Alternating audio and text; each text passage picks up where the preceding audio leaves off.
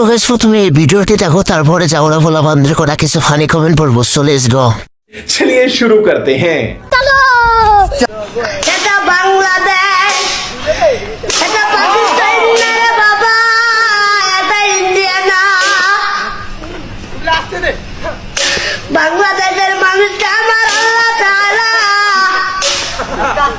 এবং একটা বাংলাদেশ গামলাদেশ সাবাস এই না হলো বাঙালি এগিয়ে যাও এগুলো শুধু বাংলাদেশের পোলাপান ছাড়া আর কেউ করতে পারবে না খেলা করে বাড়ির ডিশ নিয়ে যে দেখো আপনার আম্মু ঝাড়ু নিয়ে বসে আছে